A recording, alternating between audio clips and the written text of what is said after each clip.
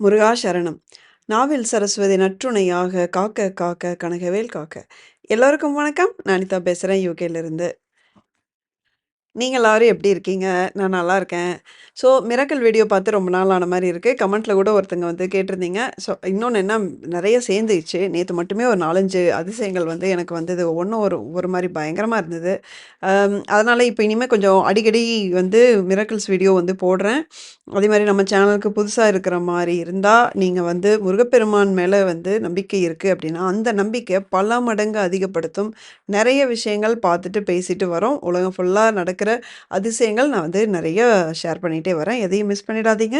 So வீடியோவுக்கு மறக்காம ஒரு லைக் போட்டுக்கோங்க. அப்பதான் உங்கள மாரி நெறைய முருக பக்தர்களுக்கு அது சென்று சேரும். அதே மாரி ஒரு சப்ஸ்கிரைப் பட்டன வந்து தட்டி விட்டுருங்க. எதையும் மிஸ் பண்ணிடாதீங்க. இப்போ அம் இப்போ இதுல வந்து ஒரு கிட்டத்தட்ட 4 அல்லது 5 குட்டியும் பெருசுமான சம்பவங்கள் வந்து சொல்லப்போறேன். எல்லாமே வந்து ஒரு சகோதரருக்கு நடந்தது. ஒவ்வொரு சம்பவமும் ஒவ்வொரு மாரி இருக்கும். இத விட எல்லாம் உங்களுக்கு அல்டிமேட்டான ஒரு விஷயம் சொல்றேன் என்னன்னா, இந்த சகோதரர் வந்து நாத்திகவாதி. அதுதான் சூப்பரான விஷயமே. அந்த நாத்திகவாதிக்கு முருகப்பெருமான் என்னெல்லாம் பண்ணியிருக்காருன்னு நீங்க பாருங்க. ஸோ, அ இப்போ ஃபர்ஸ்ட்டு சம்பவம் என்ன அப்டின்னா, முன்னாடியே சொன்ன மாரி சகோதரர் ஒரு நாத்திகவாதி. அவர் வந்து ஒரு சாஃப்ட்வேர் இன்ஜினியர். Amazonல ஒர்க் பண்றாரு. ஸோ, அவரு திங்க் பண்றது எல்லாமே லாஜிக்கலா தான் திங்க் பண்ணுவாரு. நான் கூட சொல்லியிருக்கேன். ஏதாவது அதிசயம் நடந்தா, லாஜிக்கலா திங்க் பண்ணியே அந்த அதிசயத்த வந்து ஒத்துக்க மாட்டேன். அதுக்கப்புறம் கடவுள் வேற வழியா வந்து புரிய வைப்பாங்க அப்படின்னு சொல்லிட்டு. அது மாரி இவர் வந்து எல்லாத்தையுமே கேள்வி கேட்பாரு. அதாவது விரதம் இருக்கிறது, பூஜை பண்றது, காணிக்கை போடுறது எல்லாத்தையுமே கேள்வி கேட்பாரு. சாமி உங்கள வந்து பண்ண சொல்லுச்சா? சாமி உங்ககிட்ட காசு கேட்டுச்சா? உங்கள சாப்பிட வேணான்னு சொல்லுச்சா? இப்படின்னு சொல்லி கேள்வி கேட்டு சாமி கும்பிட்டதும் கிடையாது. சரி ஏதோ குடும்பத்தோட கோயிலுக்கு போம்போது போவாரு. நம்மளும் போகணுமேன்ட்டு. அது மாரி இவரு வந்து பயங்கர நாத்திகவாதி. இப்படி இருக்கும் பட்சத்தில அவருக்கு லைஃப் ஸ்மூத்தா தான் போயிட்டு இருந்திருக்கு. அதனால வந்து கடவுள்கிட்ட போய் முறையிடுற மாரி ஒரு சூழ்நிலையும் இதுவரைக்கும் வரல. ஸோ இப்படி இருக்கும் பட்சத்தில ஆஃபீஸ்ல வந்து ஒரு நாள் ஒரு ஒரு ஒரு சம்பவம் நடக்குது. சகோதரர பத்தி இன்னொரு நண்பர் வந்து ரொம்ப ரொம்ப மோசமான முறையில பேசிர்றாரு. நம்ம சகோதரர் எந்த தப்பும் செய்யல. இவர் மேல எந்த ஒரு தப்புமே கிடையாது. ஆனா வந்து அவரு அவரு அந்த நண்பர் பேசுனதுக்கும் இதுக்கும் சம்மந்தமே கிடையாது. ஆனா அவரு ரொம்ப மோசமான முறையில பேசுனதால இவரு வந்து ரொம்ப பாதிக்கப்படுறாரு. என்னாச்சு, இவருனால அத தாங்கிக்க முடியாத ஒரு சூழ்நிலை வருது. அது என்ன அப்படின்னு சொல்லிட்டு நம்ம பப்ளிக்கா பேச முடியாது.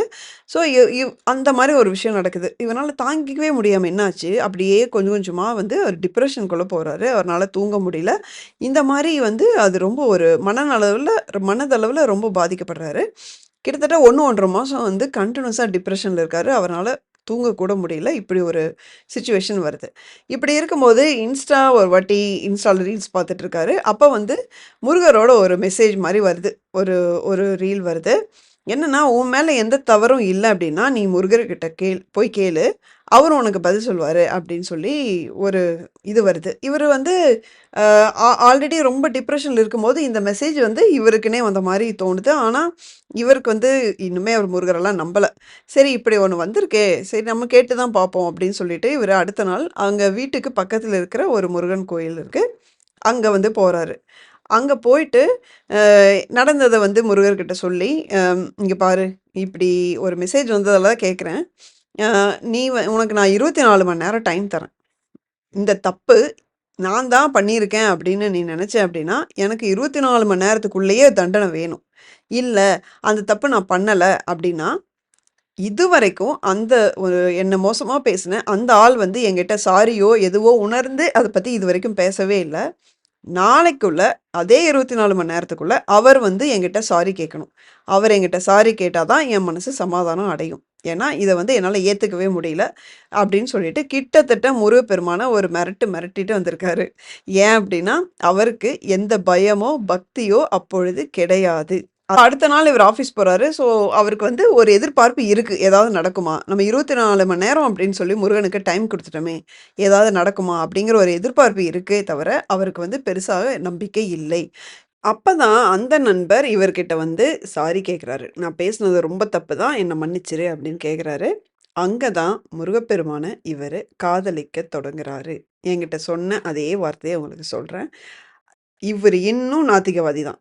ஆனா, முருகனை மட்டும் காதலிக்கிறாரு. இதுதான் அவரோட ஸ்டேட்மெண்ட். ஸோ அந்த அளவுக்கு வந்து 1 1 1/2 மாசமா வாயவே திறக்காத அந்த நண்பர் முருகர் பெருமானுக்கு கெடு வச்ச அதே டைம்குள்ள வந்து சாரி சொல்லவும், இது முருகப்பெருமானுடைய செயல் தான் கண்டிப்பா அப்படிங்கிற ஒரு விஷயத்த அவர்னால மறுக்க முடியல. அதிலிருந்து முருக பக்தரா அவர் வந்து மாறுறாரு. இதுக்கப்புறம் அடுத்த சம்பவம் என்னன்னு பார்க்கலாம். இப்போ இது வந்து ஒரு சுவாரஸ்யமான ஒரு சம்பவம். ஆக்சுவலி என்னன்னா, ஒரு நாள் வந்து சகோதரர் வந்து கோயிலுக்கு போம்போது மழையில நனைஞ்சிடுறாரு. அப்போ உடம்பு சரியில்லாம போகுது. அப்போ எதேர்ச்சியா கேஷுவலா முருகப்பெருமான இவரு ஒரு அதட்டுறாரு. "உனக்கு தான் தெரியும்ல, எனக்கு மழையில நனைஞ்சா ஒத்துக்காதுன்னு தெரியும்ல. அப்புறம் ஏன் நனைய வச்ச? எனக்கு உடம்பு சரியில்லாம போச்சு பாரு. இனிமே வந்து நான் மழையில நனைஞ்சேன்னா நீ தான் பொறுப்பு." அப்படிங்கிற மாரி கேஷுவலா சொல்றாரு. நீங்க நம்ப மாட்டீங்க.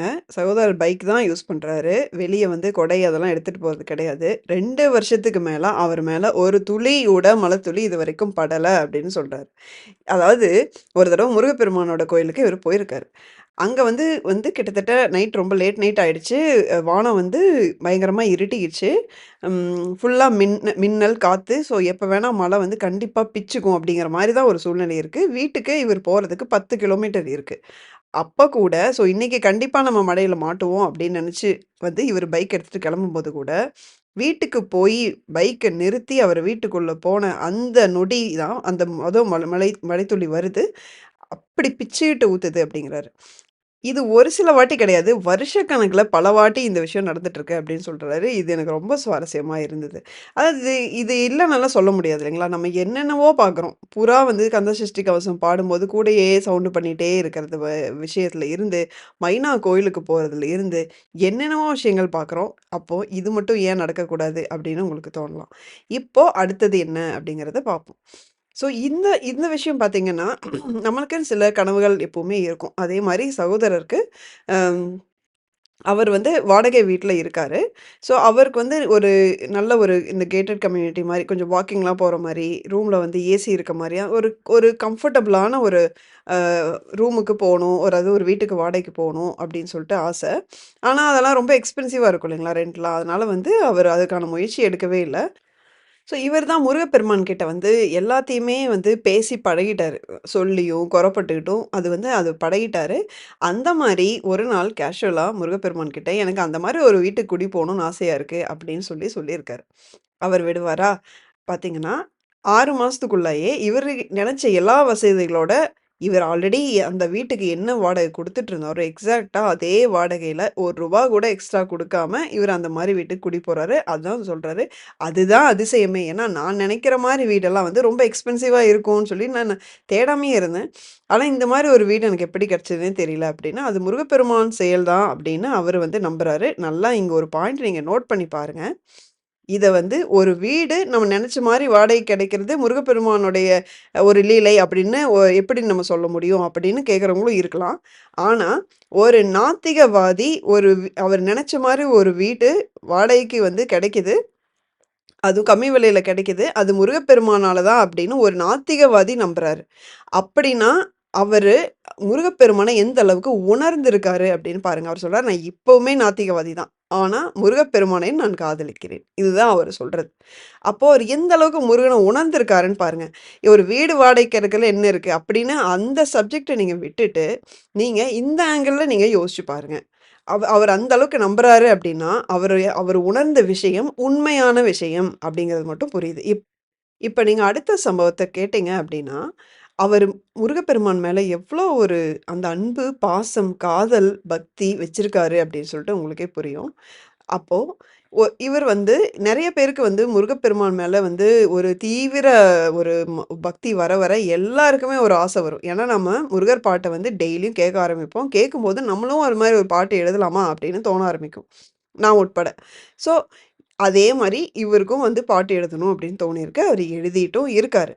ஸோ அவரோட எப்ப எழுதுவாரு அப்படின்னா, எல்லாரும் அமைதியா இருக்கிற அந்த மிட் நைட்ல 12, 1 மணிக்கு தான் இவர் வந்து தனிமையில உட்காந்து, ரொம்ப அமைதியான சூழல்ல முருகனை மட்டுமே நினைச்சு இவரு எழுதுவாரு. அப்படி ஒரு நாளு இவரு நைட்டு 1 மணிக்கு மொட்டை மாடியில சூழ்நிலை எப்படி இருக்கும் அப்படின்னு நான் சொல்லி உங்களுக்கு தெரிய வேண்டியதில்ல. அப்படி ஒரு அமைதியான சூழ்நிலையில உட்காந்து முருகன பத்தி நெனச்சு உருகி உருகி பாட்டு எழுதிட்டுருக்காரு. அப்போ ஒரு லைன் வந்து அவர் எழுதுறாரு. ஒரு லைன் எப்படி எழுதுறாருன்னா, அழகால் மொழியும் மயூரன் அப்படின்னு எழுதுறாரு. அழகுன்னா மூக்கு. இது அந்த சிறப்பழகரம் கிடையாது. அழகு கிடையாது. அழகு, மூக்கு. ஸோ அழகால் மொழியும் மயூரன். மயூரன்னா உங்களுக்கு தெரியும். முருகனோட இன்னொரு பேரு மயூரம் அப்படின்னா மயில். ஸோ இந்த லைன் எழுதின சில வினாடிகள்லயே வந்து ஒரு மயில் வந்து திடீர்னு அந்த அமைதியான சூழல்ல ஒரு ஒரு மயில் வந்து அகவர சவுண்டு, கத்தற சவுண்டு கேக்குது. அத தொடர்ந்து இன்னொரு திசையில இன்னொரு மயிலும் அடுத்தது கத்துது. அடுத்தடுத்து 4 திசையில இருந்தும் 4 மயில் வந்து விடாம 1 நிமிஷத்துக்கு மேலா கத்திட்டே இருக்கு. அந்த மிட்நைட்ல. அப்போ சகோதரருக்கு இது என்ன விஷயம்னு புரிஞ்சிருச்சு. இப்போ நமக்கும் எல்லாருக்குமே புரிஞ்சிருக்கும். அவருக்கு கண்ல இருந்து கண்ணீர் வந்து தார தாரையா வழியுது அப்படின்னு சொல்றாரு. நைட்டு 1 மணிக்கு நான் இந்த லைன வந்து நெனச்சு உருகி எழுதின அந்த வினாடி எனக்கு முருகர் வந்து எனக்கு பதில் சொன்னார். அந்த அதிசயத்த நிகழ்த்தினார். அப்போ என்னால வந்து வீடியோ கூட எடுக்க முடியல. ஏன்னா, நான் வந்து நிக்காம அழுதுட்டு இருந்தேன். என்னால வந்து அத ரெக்கார்ட் பண்ண முடியல அப்படின்னு சொல்றாரு. ஒரு மிட் நைட்ல முருகரோட அவர் மனசு எந்த அளவுக்கு ஒன்றி போய் வந்து அவரு பாட்டு எழுதிட்டு இருந்தா, முருகர் வந்து இம்மீடியட்டா அவரு எழுதின அந்த லைனுக்கு உடனடியா வந்து அதே மாரி, அதே வடிவத்துல பதில் சொல்லியிருப்பாரு அப்படிங்கிறது நெனச்சாலே ரொம்ப, ரொம்ப, ரொம்ப அழகா இருக்கு. நீங்க நல்லா யோசிச்சு பாருங்க. இந்த 4 சம்பவத்தையும் நீங்க ரீகால் பண்ணி பாருங்க. முதல் சம்பவம் வந்து முருகப்பெருமான் அந்த தம்பிய அவருக்குள்ள இழுத்து போட்டார். அதுக்குன்னே வந்து அவர் லைஃப்லயே வந்து மொத எக்ஸ்ட்ரீம்லி டவுனா இருந்த ஒரு சமயத்துல உள்ள இழுத்து போட்டார். இதுதான் நெறைய பேருக்கு என்ட்ரி வந்து இந்த மாரி தான் நடக்கும். இது நான் நெறைய தடவ சொல்லியிருக்கேன். முருகப்பெருமானோட என்ட்ரி ஸ்ட்ராங்கா எங்க இருக்கும் அப்டின்னா, நம்ம ஒரு பள்ளத்துல விழுக போறோம். இல்ல ஆல்ரெடி விழுந்துட்டே இருக்கோம் அப்டிங்கிற சமயத்துல தான் அவரோட என்ட்ரி மோஸ்ட்லி இருக்கும். அப்போ வந்து நம்மள வந்து தாங்கி பிடிப்பாரு. தாங்கி புடிச்சு அவர் வசம் வந்து நம்மள இழுத்துக்குவாரு. அதுதான் என் தம்பிக்கு நடந்தது. அதுலேருந்து அவருடைய ஆசைகள்லாம் சிறுசோ, பெருசோ அவர் வந்து ஒண்ணு ஒண்ணா எங்கெல்லாம் உரிமையா, நம்பிக்கையோட அவர் கேட்கிறாரோ, அங்கெல்லாம் அவர் நிறைவேத்தி வைக்கிறாரு. இப்போ அவரு முருகப்பெருமானுக்காகவே ஆசை ஆசையா ஒரு விஷயத்த பண்ணும்போது, அதையும் ரெகக்னைஸ் பண்ணி, "நீ பண்ற விஷயம் எனக்கு ரொம்ப மன நிறைவா இருக்கு" அப்படின்னு இந்த வடிவத்துல நடு ராத்திரியில 4 திசையில இருந்தும் மயில்கள கத்த விட்டு, அவரு எவ்ளோ அழகான ஒரு அனுபவத்த குடுத்துருக்காரு. இது வந்து அந்த சகோதரருக்கு மட்டும் இல்ல. இது உண்மையாவே நமக்கும் ஒரு ஆழ்ந்து அனுபவிக்கிறதுக்கான ஒரு அழகான சம்பவம். நீங்க ஒரு தடவ நீங்க கற்பனை நீங்க பண்ணி பார்த்தீங்க அப்படின்னா, அந்த விஷயம் உங்களுக்கு நல்லா புரியும். இந்த கலியுகத்தின் கண்கண்ட தெய்வம் முருகப்பெருமான் இருக்கும்போது, நம்ம எந்த பிரச்சனையும் நெனச்சு பயப்பட வேணாம். அவர்கிட்ட அந்த பிரச்சனைய விடுங்க. அவரு பார்த்துக்குவாரு அப்படின்னு என்னால இப்ப தைரியமா சொல்ல முடியும். ஏன்னா, இப்ப நடந்த நம்ம பேசின சம்பவங்கள் அது மாதிரி. இது மாரி இன்னும் நெறைய விஷயங்கள் பார்க்க வேண்டியது இருக்கு. இந்த விஷயம் உங்களுக்கு புடிச்சிருந்ததுன்னா, இப்ப நம்ம பேசின விஷயங்கள்லாம் தயவுசெய்து ஒரு லைக் போட்டுக்கோங்க. அதே மாரி உங்க ஃப்ரெண்ட்ஸ் அண்ட் ஃபேமிலிக்கும் வந்து இந்த மாரி விஷயங்கள்லாம் ஷேர் பண்ணுங்க. எல்லாருக்கும் நம்பிக்கைய நீங்களும் பரப்புங்க. அடுத்த வீடியோல பார்க்குற வரைக்கும் முருகா சரணம்.